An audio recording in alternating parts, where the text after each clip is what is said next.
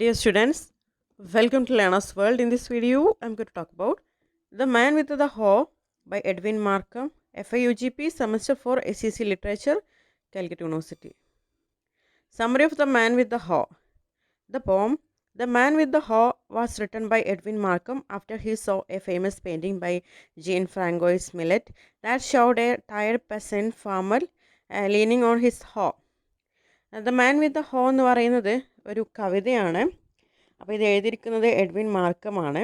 അദ്ദേഹം gene Francois millet വരച്ച ഒരു പ്രശസ്തമായിട്ടുള്ള ചിത്രം കണ്ടതിന് ശേഷമാണ് ഈ ഒരു കവിത എഴുതുന്നത്. ആ ചിത്രത്തിൽ ഒരു ക്ഷീണിച്ച കർഷകൻ തൻ്റെ കോലിൽ ചാഞ്ഞ് നിൽക്കുന്ന ഒരു ദൃശ്യമാണ് കാണുന്നത്. The poem describes the suffering and injustice faced by poor laborers who spend their lives doing hard work but receive little respect or happiness. അപ്പോൾ ഈ ഒരു കവിതയിൽ കവി വിവരിക്കുന്നത് തൻ്റെ ജീവിതകാലം മുഴുവൻ കഠിനാധ്വാനം ചെയ്യുന്ന പക്ഷേ ബഹുമാനമോ സന്തോഷമോ ലഭിക്കാത്ത ദരിദ്രരായിട്ടുള്ള തൊഴിലാളികളുടെ ദുരിതവും അനീതിയൊക്കെയാണ് ഈ ഒരു കവിതയിൽ അവതരിപ്പിക്കുന്നത്. At the beginning of the poem, the poet describes a poor farmer who is bent down and exhausted from years of hard labor.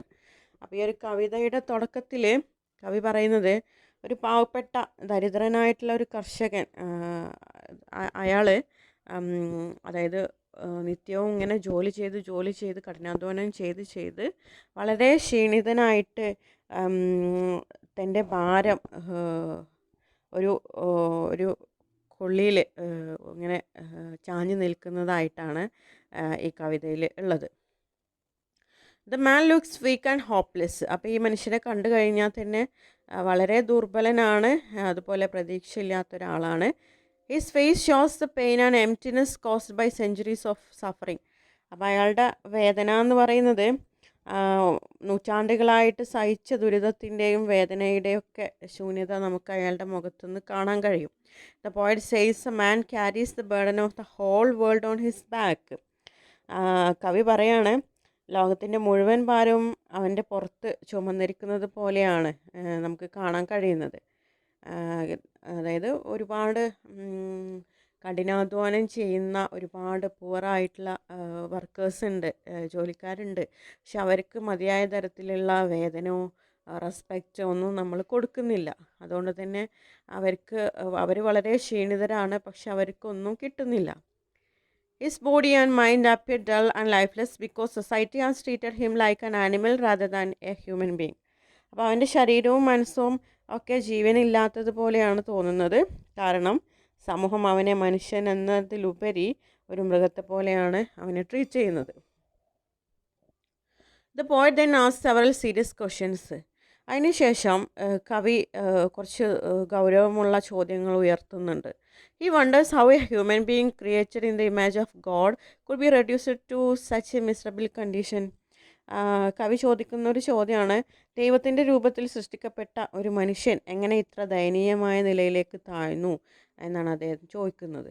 The labourer seems to have lost his dreams, hopes and intelligence because of the cruel treatment he has received from society. അപ്പോൾ ഈ ഒരു തൊഴിലാളി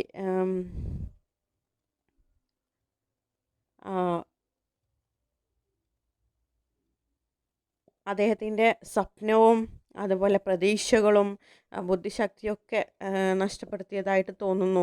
ഇതിനൊക്കെ കാരണം സമൂഹമാണ്. സമൂഹം അവനെ treat ചെയ്യുന്നത് വളരെ ക്രൂവലായിട്ടാണ്. ഈ ഒരു സമൂഹത്തിൻ്റെ ക്രൂവൽ ട്രീറ്റ്മെൻറ്റ് മൂലം ഈ ഒരു പാവപ്പെട്ട ഈ ഒരു തൊഴിലാളി ലേബറർ തൻ്റെ സ്വപ്നങ്ങളും പ്രതീക്ഷകളൊക്കെ നഷ്ടപ്പെടുത്തിയിരിക്കുകയാണ്.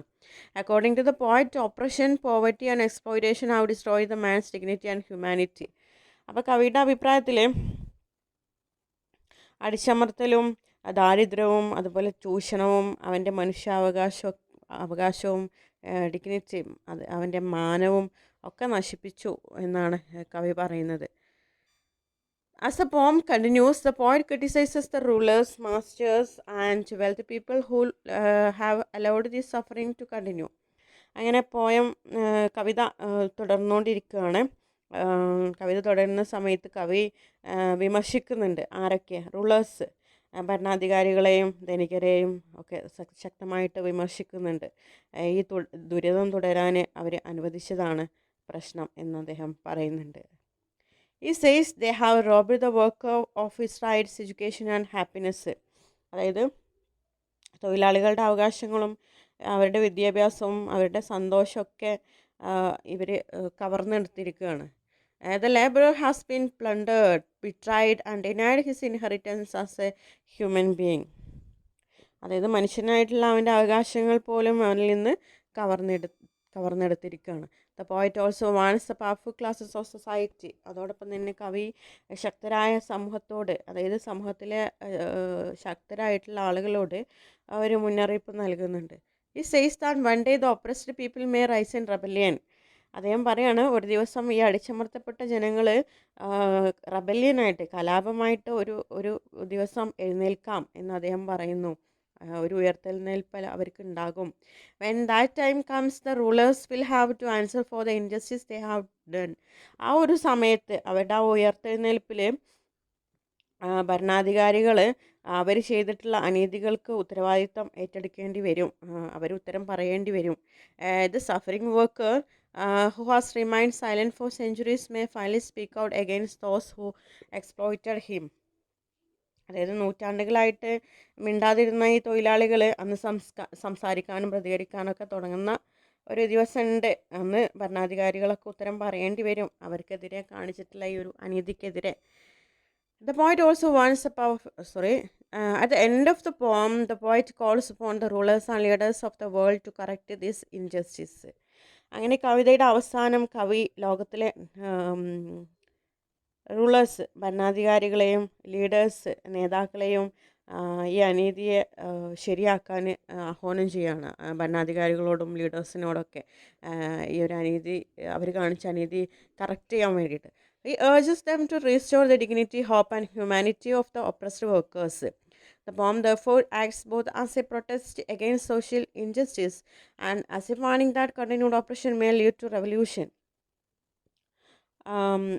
അതായത് ഈ അടിച്ചമർത്തപ്പെട്ട തൊഴിലാളികൾക്ക് അവരുടെ മാനവും പ്രതീക്ഷയും മനുഷ്യാവകാശങ്ങളും തിരികെ നൽകണം എന്നാണ് കവി ആവശ്യപ്പെടുന്നത്. അതോടൊപ്പം തന്നെ ഈ കവിത സാമൂഹ്യ അനീതിക്കെതിരായ ഒരു പ്രതിഷേധവും, അടിച്ചമർത്തൽ തുടരുകയാണെങ്കിൽ വിപ്ലവം ഉണ്ടാകുമെന്ന ഒരു മുന്നറിയിപ്പും കൂടി നൽകിക്കൊണ്ടാണ് കവി ഈ ഒരു കവിത അവസാനിപ്പിക്കുന്നത്.